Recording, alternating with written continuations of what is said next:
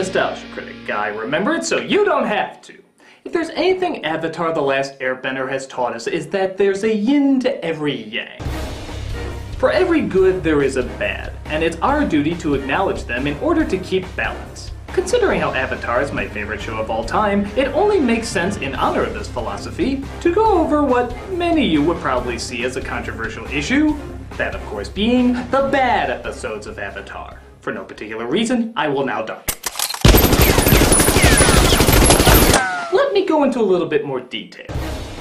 In my opinion, there's really no such thing as a bad episode of Avatar. Even the weakest episodes have something of value and worth that goes beyond what's presented in most family-friendly shows. But if we want to acknowledge the best, it also makes sense to acknowledge the worst, so we can figure out how to continually make the arc grow stronger. So, I see no fault in looking over the not bad, but just not as good episodes of one of the greatest TV shows of all time. Critic, are you sure that's wise? Look, we're all adults and we're going to talk about this in an adult way, so what's the problem? Just that when people see the word worst in the title, they might think the wrong thing. Well, that's technically what it is, isn't it? The worst of the best? I'm not afraid of a bunch of fanboys and fangirls, especially for a franchise I love so much. Okay. Shame your life had to end this way. I'll be fine, thanks. So, without further ado... Do you mind? I can hear you all the way in here. That's an even bigger shame. Shut up! Like I was saying, we're gonna look at the top 11 not as good episodes of an all-around great series. Why top 11? Because I like to go one step beyond. So, sit back and enjoy the top 11 technically worst episodes of Avatar: The Last Airbender.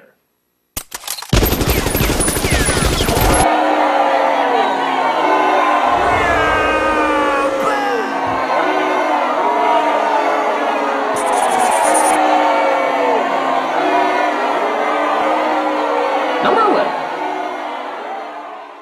Boiling Rock, Part 1. In this episode, Zuko and Sokka try to break out the prisoners from their failed invasion by getting captured themselves and working with Suki to find a way out. In all fairness, very little is wrong with the premise, the development, and even the kick-ass action scenes that come from it. The problem is minor, but still a noticeable one. That being, why is there a Part 1 at all? Seriously, this could have been just one episode. In fact, if it was, it could have possibly been the most tightly written, action-packed one there ever was. But instead, we get time dedicated to planning an escape from the prison, putting that plan to motion, and ultimately having it fail. Which, of course, leads to the second planning of an escape from the prison and a second attempt to put it into motion. That one succeeds, but, well, why the hell didn't they just edit the first one out then? Were they just short an episode so they decided to stretch one out a little more?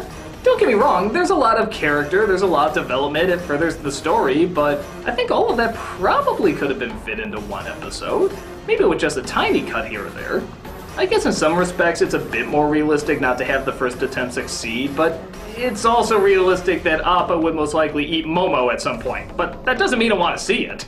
When the episode finally does get going with the real plan in Part 2, it's great, it's a lot of fun. It's just seeing through Part 1 that isn't bad, but isn't necessary either. Probably a nitpick, but like I said, this is the worst of the best, so you'll probably see a couple more. You happy now? I'm never happy.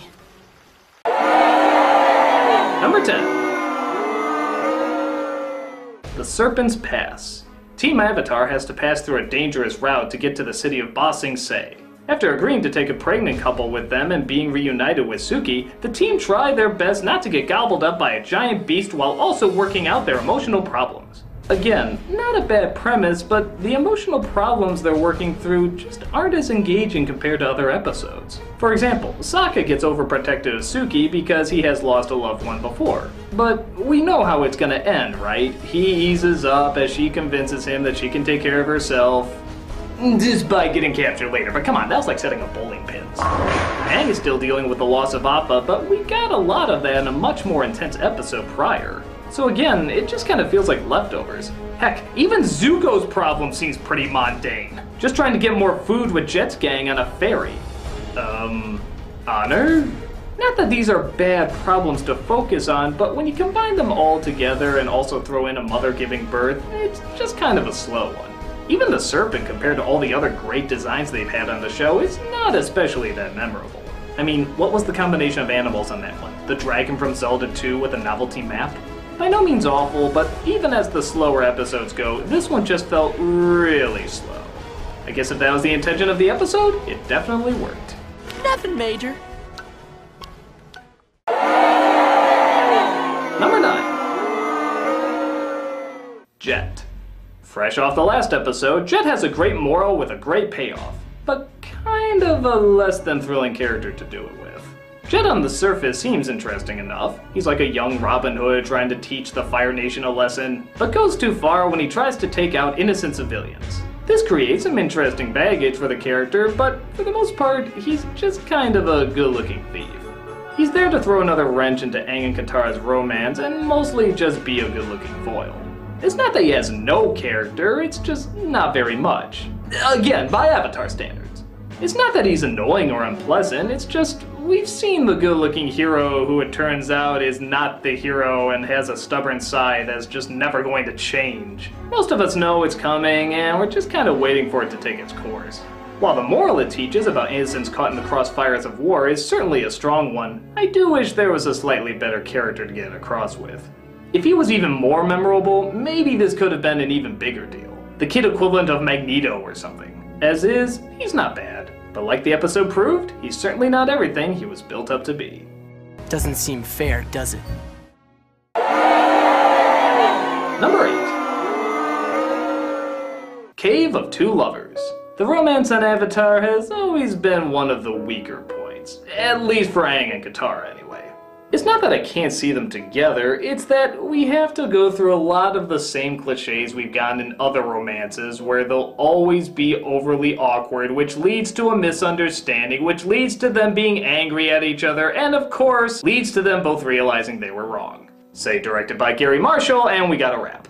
In this episode, we go through most of that in a setting called the Cave of Two Lovers.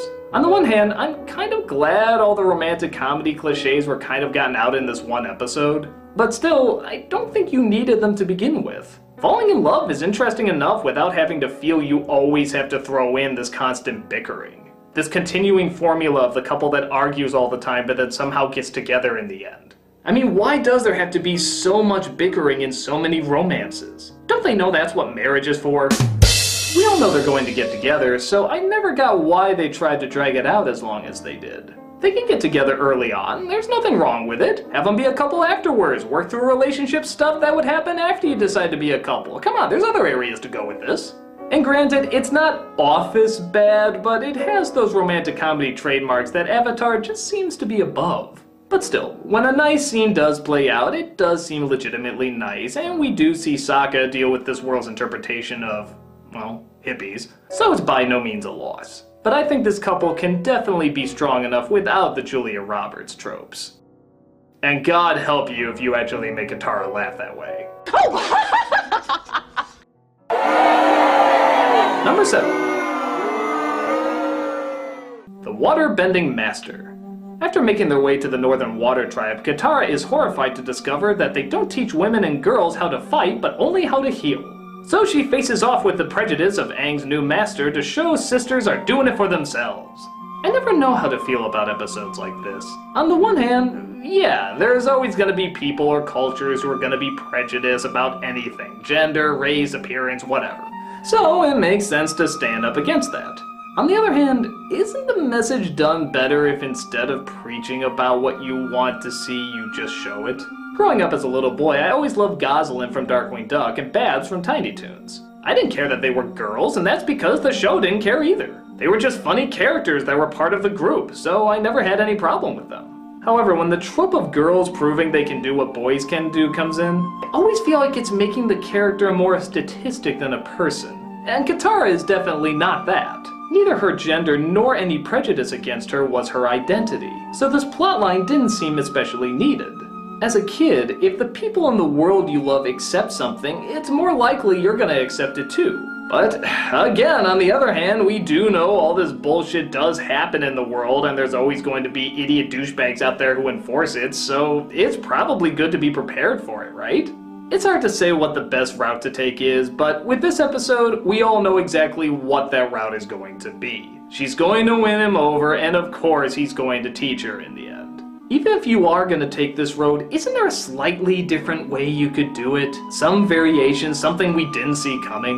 Oh well, we did get some great waterbending action, great shots of the city, and hey, it's still these great characters being great characters. I guess all I'm looking for is a little bit more variety in the message, or at least the teaching of the message. But again, I still got to see Katara do what Katara does, and it's pretty awesome. So I can't complain too hard. You can't knock me down! Go, Katara! Number 6. Sokka's Master. This actually ties into the same argument I had with the last one, only this time it's a bit of a different prejudice. Sokka feels bad because he's not a bender like Aang, Katara, or Toph. Because of this, he feels totally useless. So he finds a master to teach him the art of sword fighting and being a great fighter. He even manages to put a sword made from a meteorite together. So now he never has to feel left out ever again. The strange thing about this episode is that through the previous seasons, they've tried to convince us Sokka had a point. And in my opinion, they succeeded. Sokka was more than just the comic relief. He was the idea guy, the one who thought out of the box, the one who at times could be a little too nutty, but always came through with what he needed to come through with. He even already had a weapon, his trusty boomerang, and we all associated it with him. So the idea of acting like he had no part in everything that was going on didn't seem necessary. He was important, not just for laughs, but for strategic planning, and he was good at it. Great even. So this whole episode about him trying to feel redeemed and valuable didn't really pay off because we already thought he was. Again, it's drawing attention to a prejudice you probably weren't prejudiced against and possibly didn't even know was a thing. Sokka's fine, no improvements needed. It's almost like the creators were anticipating a backlash for him that, as far as I know, never came. Who can't love Sokka? Sokka's great. Never change for anyone, big guy. Keep it real. Water Tribe.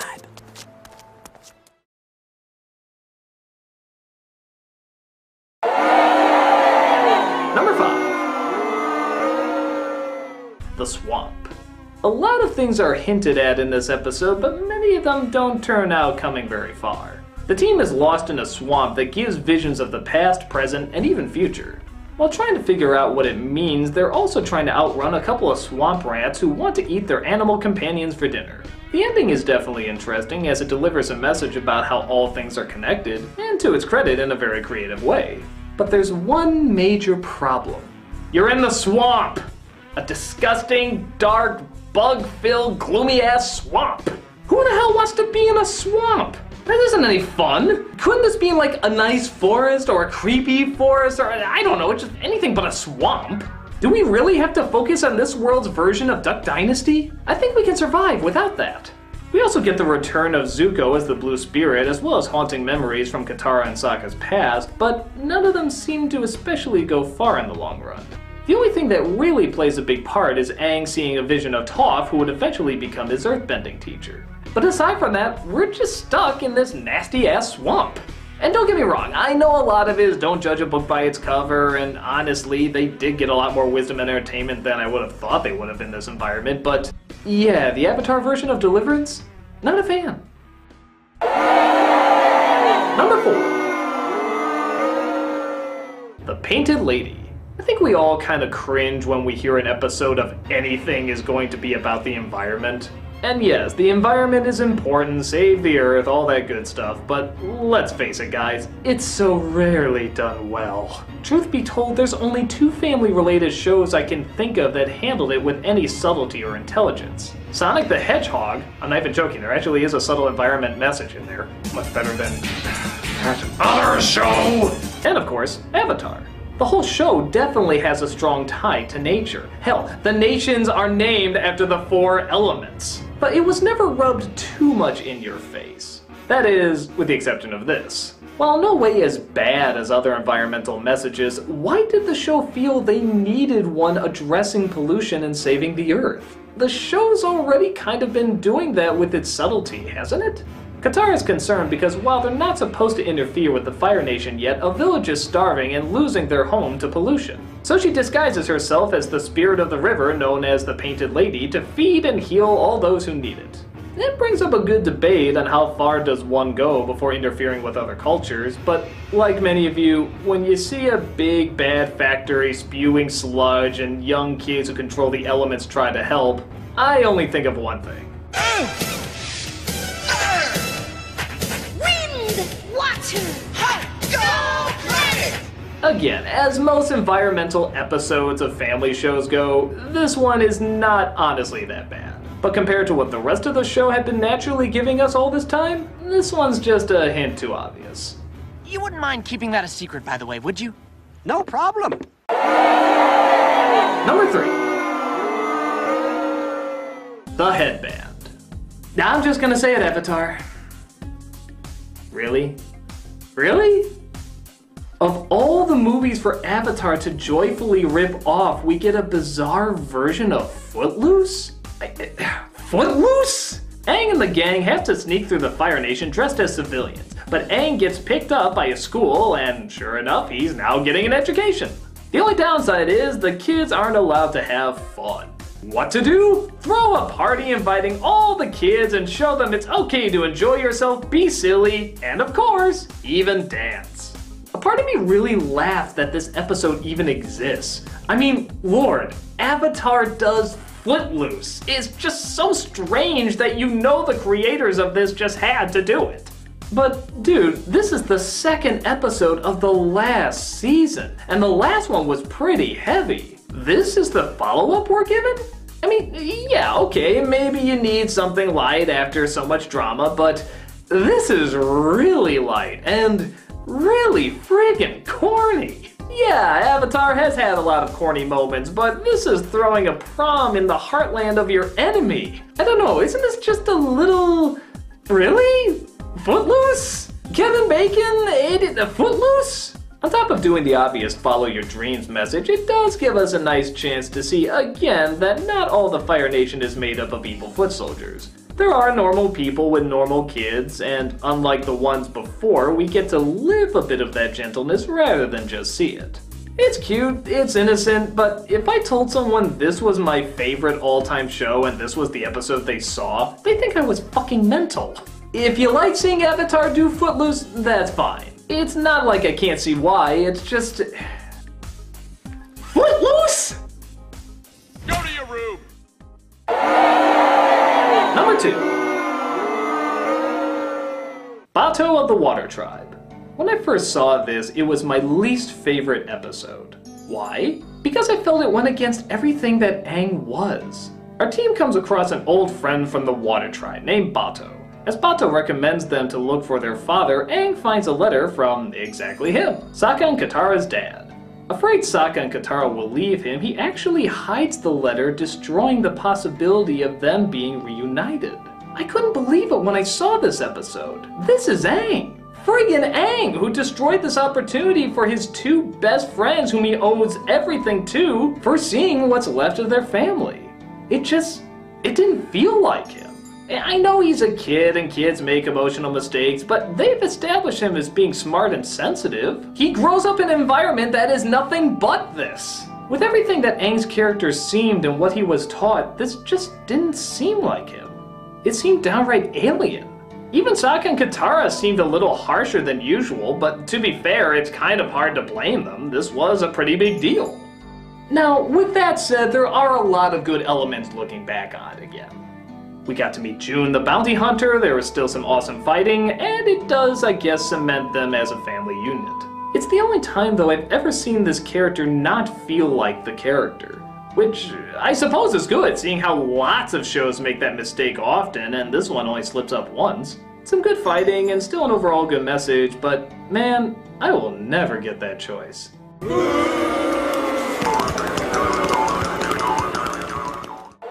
And the #1 worst episode of... Oh, who are you kidding? You know it's The Great Divide.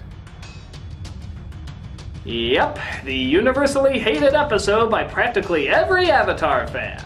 It doesn't connect much to the grand story, it doesn't further much character, and it's considered by many to be a complete waste of time. So, is it really as bad as all that? Well, let's take a look at the setup. Two feuding tribes find they have to cross through a canyon called the Great Divide, and Aang decides to help them through it. Trying constantly to be the peacekeeper, all the tribes can do is bicker, complain, shout, yell, and blame each other for everything.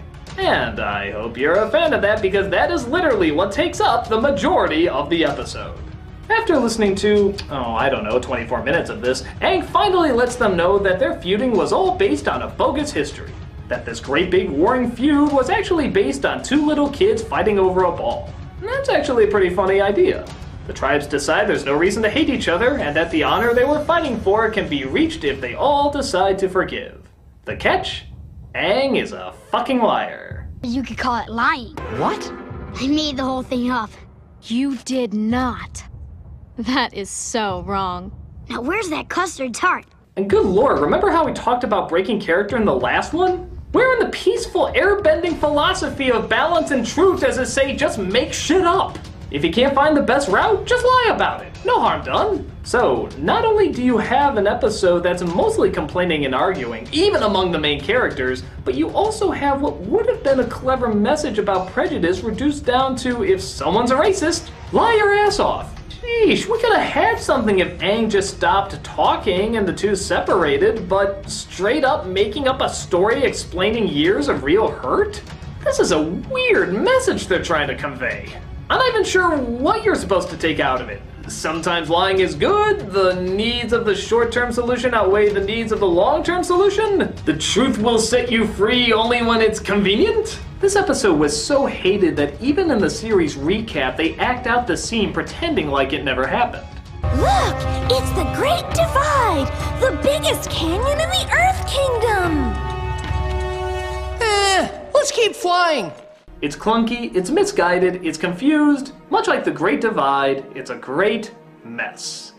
Let's keep flying. But even with that said, I still don't think it's a bad episode. Because I still stand by that there are no bad episodes. Even at its weakest, Avatar was fantastic. Because no matter what, it always had great characters, great story, great animation, and the ability to take children and adults 100% seriously. It's a show unlike any other we've ever seen. Yes, there's a lot of things that aren't good in The Great Divide, but the animation is still great. I still like following these characters. I still like hearing their performance. I still want to see where the story is gonna go. That's the incredible whole that the show has. Even when it's not great, there's still great things in it. And that's why Avatar will always be one of a kind. And seeing this is all about keeping the grand balance, it only makes sense next week to do the top 11 greatest Avatar episodes. There. Will that calm you the fuck down? I don't know, Critic. There's still 2 minutes left in the time bar. Something could still go wrong. Yeah, like there's somebody out there who could possibly do something bad to you. Oh, yeah, what are people gonna do? Complain on message boards? Write mean comments? Show me one person who'd actually be crazy enough to cause me physical harm because of this list.